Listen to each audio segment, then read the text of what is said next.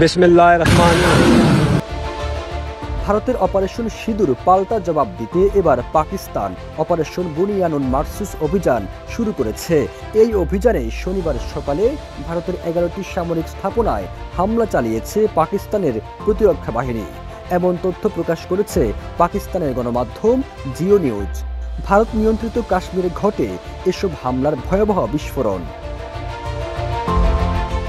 স্থানীয় সময় সকাল 6টা 20 মিনিট যে বিমানের বিকট শব্দের ঠিক 13 সেকেন্ড পরে ঘটে বিস্ফোরণ। বিস্ফোরণের তীব্রতা এতটাই ছিল যে শহরের বিদ্যুৎ চলে যায় এবং পুরো এলাকা অন্ধকারে ডুবে যায়। পাকিস্তানি অপারেশন বুনিয়ানুন মারসুসের অভিযানে ভারতের S-400 আকাশ প্রতিরক্ষা ব্যবস্থা ধ্বংস হয়েছে বলে দাবি করেছে পাকিস্তানি সেনাবাহিনী। এখন যে কোনো ব্র্যান্ডের পুরাতন এসি বদলে নতুন ওয়ালটন এসিতে উপভোগ করুন 25% ছাড়। পাকিস্তানের সামরিক বাহিনীর এক কর্মকর্তা জানিয়েছেন, শুক্রবার রাতের হামলায় ভারতের জম্মু কাশ্মীরের বারামুলা জেলার উরি শহরে ভারতীয় সেনাবাহিনীর একটি ব্রিগেড হেডকোয়ার্টার এবং সরবরাহ বা রসদ ডিপো, ভারতীয় সেনাবাহিনীর একটি আর্টিলারি ব্যাটারি ধ্বংস হয়েছে।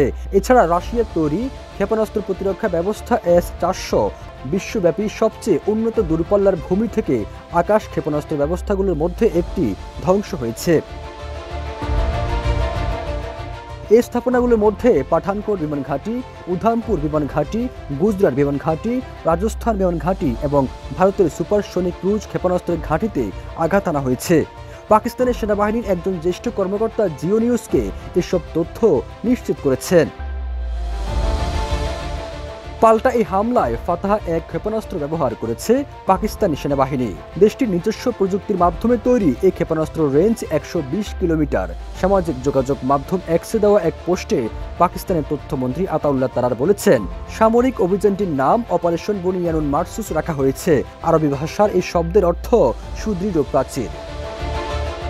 Firoz Alam, news desk, Ittefaq.